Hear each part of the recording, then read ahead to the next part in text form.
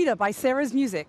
Heute sind wir in New York. Es ist sehr kalt, aber sonnig und wir freuen uns, hier zu sein. Aber jetzt suchen wir die Carnegie Hall.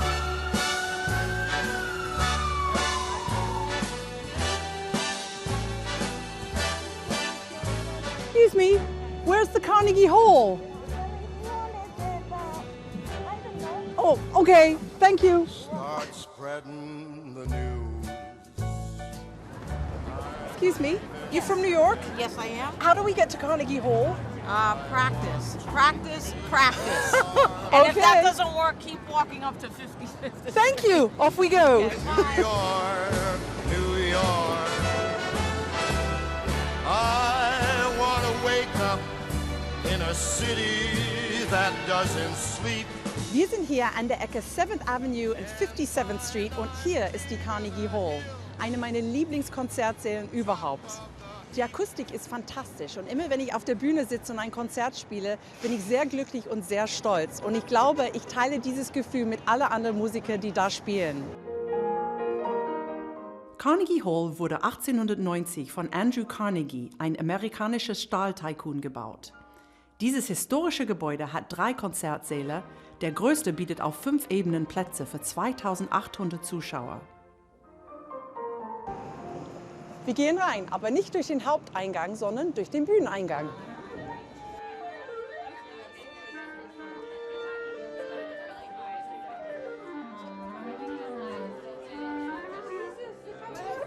Keep it rolling, guys. This guy's the most important man today. Are we live? Are we live? We are live over. So we're backstage at the Carnegie Hall and I'm just about to go onto the stage. This is where the musicians wait before the concert and it's an amazing feeling to walk out onto the stage. Come and have a look. Thank you. Thank you. Hi. Isn't this absolutely amazing?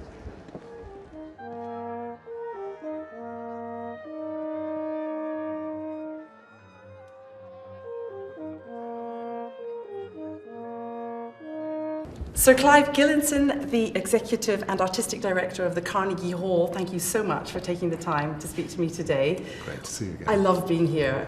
Even if I'm not playing my horn, what makes Carnegie Hall such a special place? Well, I mean, it's fascinating how it was a mistake of history, almost, because you probably know Andrew Carnegie's wife sang in a chorus. There was no concert hall. She asked her husband to build a concert hall, as you do, and he said yes. I would like to find a husband who would build me a concert hall. You should find that husband. And then they didn't go to the greatest architect. They went to somebody who'd never built a concert hall, who was the treasurer of her choral society. Sent him around Europe to look at all the great concert halls. He designed something that bore no relationship to anything he'd seen. And he built the greatest concert hall in the world. About the acoustic of the Carnegie Hall, is it naturally fantastic or did anything have to be tweaked? Well, the astonishing thing is he got it right straight first go. How? It's magic. I mean, it's one of the thing one knows is, I mean, for all the fact that everybody says it's about science, it's a science and it's an art as well. And because otherwise every single new concert hall that went up would be a great concert hall, which it isn't. So the fact is he must have just known and understand music. Because when you look at it, talk to acousticians today, they'll say great concert halls should be shoebox shape, shouldn't have curves. This one has curves front and back. They should be about 2,000 seats. This is 2,800. So he did everything wrong. And he did it better than anybody's ever done it before or since. And he never built another concert hall. But it also means we have to look after it in a crazy way. I mean, because the seats were originally made in Canada by a company 120, whatever it is, years ago. We still send them back up there to exactly the same maker. Because even the fabric affects the acoustics. Of course, too much fabric in there and it's... Every single thing, and whatever's inside the seat as well. So every single thing affects the acoustics. Yeah. So the plaster does, so if you do any work on the plaster walls, you've got to be really careful and make sure that it's the same density of plaster. So you look after your acoustics so that we can come and play here and be totally happy on stage. It's only for you. Oh my God.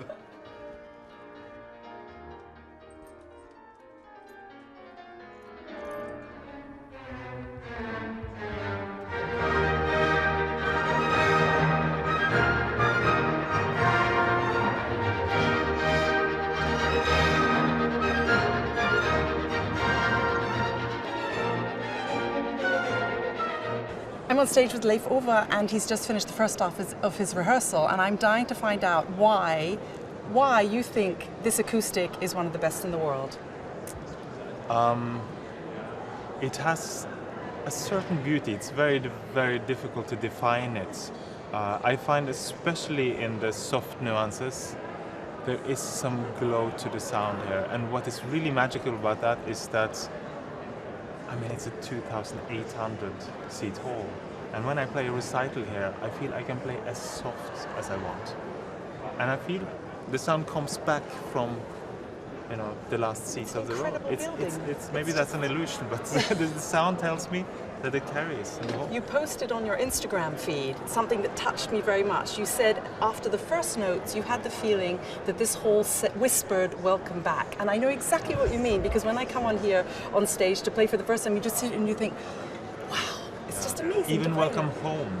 Welcome home. You know, it's like this homecoming. There's something so comfortable and homely about the sounds. The difference between you today, you have to go back to the audience all the time because you're the conductor today as well. Because usually in a recital, you at least have the side view. Is it a different way of performing? Do you feel a little bit more detached, or do you feel more involved in the music?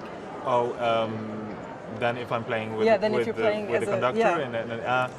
I feel more involved because I'm so in the middle of the music. You know, I'm sitting here. I have such eye contact, and I hear extremely well the orchestra, and they hear me very well. So there are real advantages to this way of sitting and performing. Obviously, then there are some disadvantages. I don't have a lid on the piano. It doesn't project as clearly. Do you have to play differently? I have to play very clearly. This whole it's like a cushion. It can be then a little bit blurry in certain passages, so I have to make sure to play very distinctly and clearly, you know.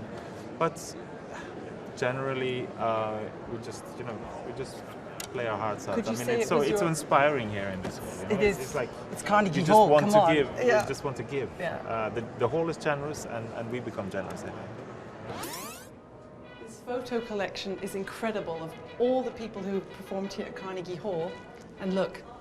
The ultimate New Yorker, Leonard Bernstein.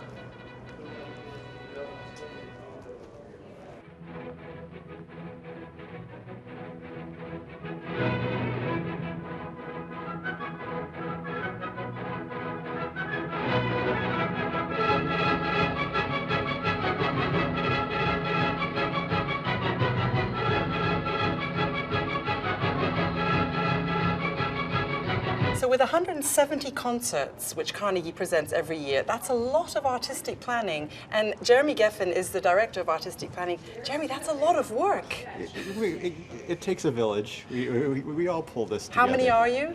There are 6 of us on the artistic planning team. And that's a lot of artists to look after, because not only do you plan, you have to look after them when they come here. Yeah, I mean, it's New York City. Everybody tends to know somebody here, so they don't need so much looking after. But occasionally we do have situations. So you have a lot of personal contacts to your stars, and you have to meet them. You meet them in their most intimate moments, like 10 minutes before a performance. You know, performers are used to being on the road, and they go from one venue to another. So most of them are accustomed to this lifestyle, this vagabond lifestyle.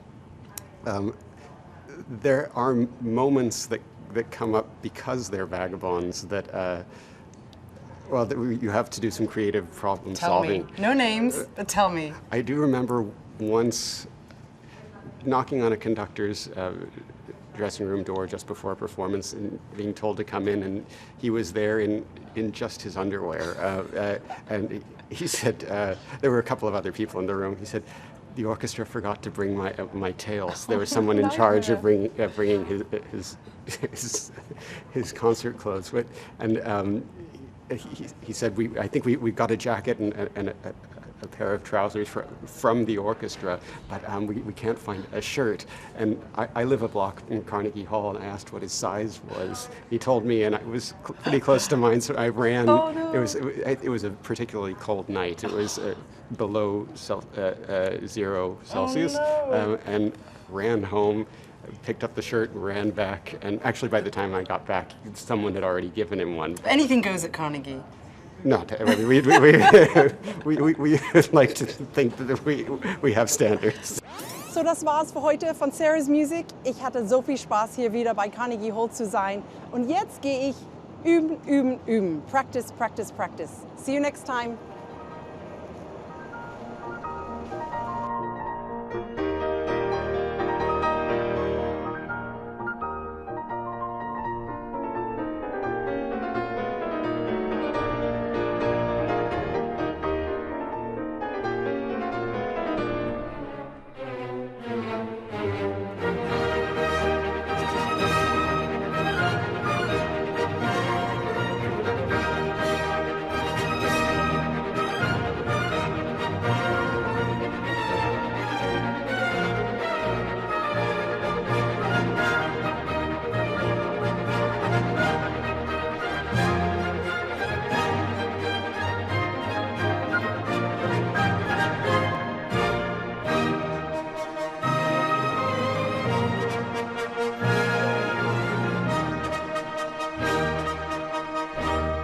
So Leif Ove has just asked me if he can play the piano instead, but no way. This is the horn challenge. You live together with a horn player, so you should know how to do this.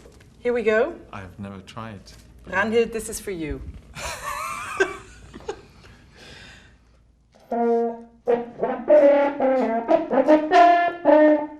Not bad. And That was almost the Valkyrie. That was perfect. Yeah, that was pretty now comes good. the difficult Thank you. Okay. Go back to your piano.